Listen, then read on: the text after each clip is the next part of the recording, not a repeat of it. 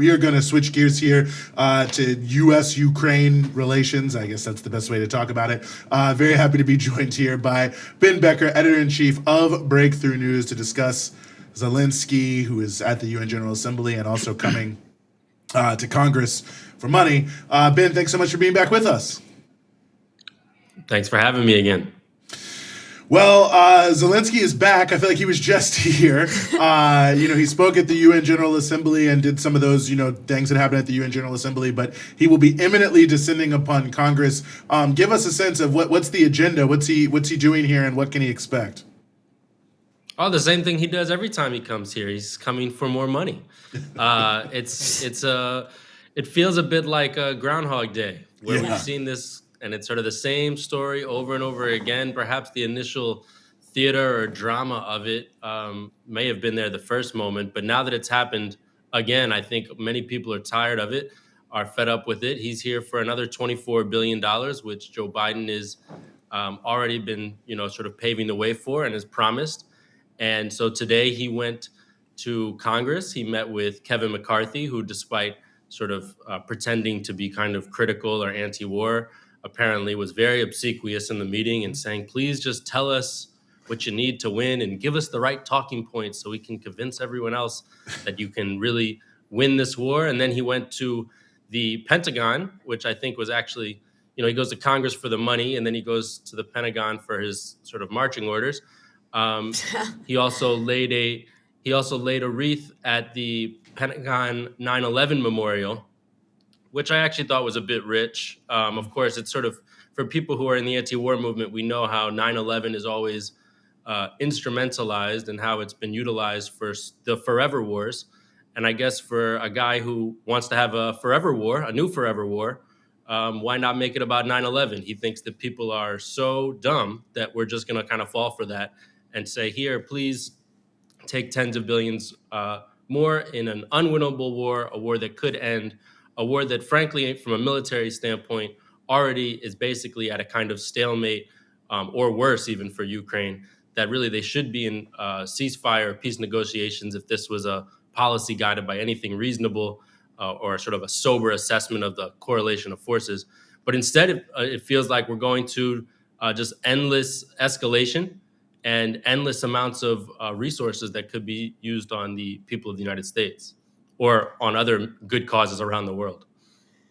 Yeah, I mean, I gotta say, the ultimate welfare queen is Volodymyr Zelensky.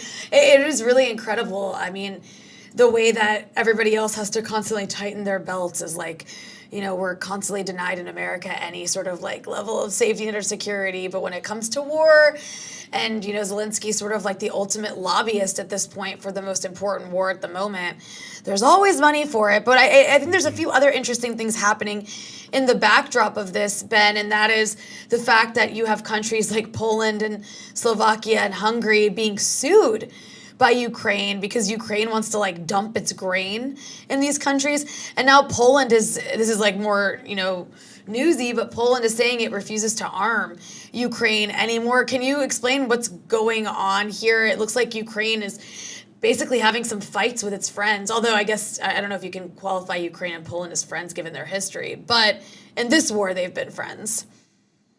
Right. I mean, Poland is a key part of NATO and a very important part of the war effort. In a way, is as anti-Russian a country you can get in terms of the government of Poland. So it is quite significant that if Ukraine loses Poland as an ally, even Poland, I mean, it's pretty, it portends a pretty bad future for their future alliances. I do think that, I mean, it's not 100% clear what it means in military terms because Poland is basically complying with its existing request to provide weaponry to Ukraine. It's basically saying no new weapons until we sort this out. Of course, these are, at the end of the day, still capitalist governments. They have their own sort of border disputes. They have their own national interests. They have their own capitalist interests at play here. And so you could sort of saying as a falling out among thieves in a kind of way. And so it shouldn't come as any surprise.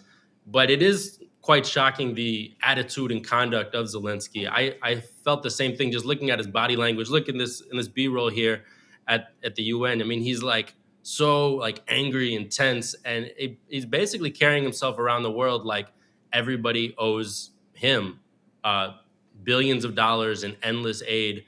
And, you know, of course, many people around the world, and it's not even the governments, it's actually the people of these countries are starting to ask, is this the best use of our money? Can this war actually be fought? You know, over 500,000 people have died, according to some estimates. 500,000. I mean, that's a huge amount of deaths. Isn't there a way this war can end? And instead, his speech at the UN, excuse me, was basically like bellicose. The war has to escalate. We have to win. You know, we have to keep going, and basically attacking aggressively anyone who raises a different viewpoint. And so that's, of course, most countries in Latin America, most countries in Africa, most countries in Asia. And now I would say increasingly the peoples of Europe and even here in the United States are starting to question this kind of attitude, and questioning whether this is becoming an endless, pointless war that only serves the military industrial complex and only serves US geopolitical interests, which is to weaken and sort of bleed out Russia. This was the whole goal of the war to begin with, I believe. No, I think that's an extraordinarily important point. I mean, and yeah, he said that Poland was acting as an agent of Russia, which is stunning to me, given that realistically, if we really look at the timeline, I mean, Poland was the key country for Ukraine because it was not clear what was going to take place. And, you know, Poland and the UK and the Conservative Party in the UK, Law and Justice in Poland are traditionally very close. And at the same time, Boris Johnson was ramping up the rhetoric. So was Poland. So Ukraine would have already been totally controlled by Russia if it wasn't for Poland in a very early stage, preventing peace alongside the UK and others. But it just shows the level, I think, that you're bringing it to. And I guess, the point that I am curious from your point of view of how and where, it's tough to say that it's trending, but I noticed that in the where it's trending, but how this is impacting U.S. politics. I mean, for the past couple months, obviously, there have been a lot of outspoken Republicans. There can continue to be no Democrats saying anything about this whatsoever. But despite the politicians, I did notice in the YouGov Economist tracking poll, which comes out every couple weeks or so, for the first time amongst Biden voters and self-declared Democrats, the way they asked the question about aid to Ukraine is, should you give more, should you give less, or is it about right? And amongst sort of Biden voters, self-declared Democrats, like more or about right was always the majority for most of the war. Now it's about right and do less. I don't have the numbers in front of me, but it jumped off the page to me because that's sort of a big shift, because every liberal commentator, MSNBC, every liberal politician, the Biden administration, like everyone you would look to for leadership if you're in the sort of left liberal Democratic Party sphere, is telling you support Ukraine, yet the support is still softening. So do you think this actually might be a bigger issue for President Biden than I think is being discussed now once we get into campaign season in the spring of next year? I think it very likely could be a big campaign issue and a big vulnerability for Biden. I think that's sort of why the clock is kind of ticking from the military standpoint. We're also getting into colder weather in Ukraine and Russia. Whether that means there probably won't be big Ukrainian breakthroughs coming up. That means by the time that you sort of start to have warmer weather, we're fully in the 2024 campaign season. And so it's looking like this is going to be a big campaign issue. I do think that, they're assuming, it seems, that the support for this endless war and endless war spending will continue. But I don't think they should be so sure. I mean, it's true that I think people have had their heads kind of scrambled around this war. People who were typically anti-war and resistant to foreign intervention are now some of the loudest champions of it. But I do think there's this reservoir, this base of support for essentially an anti-war position, and people can be, I think, won over on the basics of what a peace economy would look like versus a war economy. I have some numbers here just to give you an example of the kind of things that I think that Republicans, even opportunistically, are going to be able to make use of especially if Democrats don't start speaking up against this war. The things that were cut out of the Infrastructure Act, these are the things that were cut out. 2 years free community college, $22 billion. That's how much that would have cost for the whole country. $24 billion dental coverage for all seniors, because dental coverage is not covered in Medicare. Because when you get old, your teeth get a lot better, so you don't really need dental care that much. Then you have $40 billion for universal childcare and pre-K. $40 billion. So you add those three numbers up, that's about the same amount that's been spent on Ukraine in 1 year. And not really on Ukraine, basically on military industrial complex in Ukraine.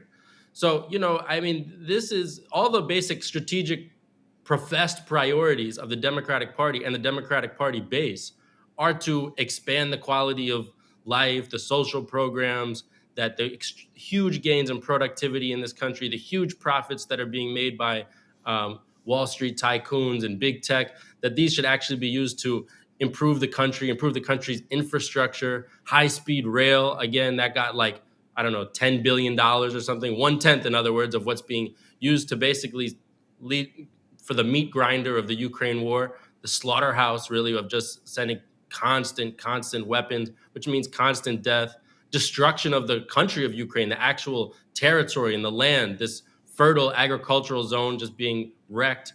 I mean, that's what the country's resources are going to. So I do think that a Trump will make a big deal out of it. Again, even opportunistically, he's the guy who assassinated Soleimani, who brought the country, very close to a massive war against Iran, was very bellicose in other ways, was threatening an invasion of Venezuela and so forth. So again, we don't want to put them in a true anti-war colors, but from an electoral standpoint, these are big vulnerabilities.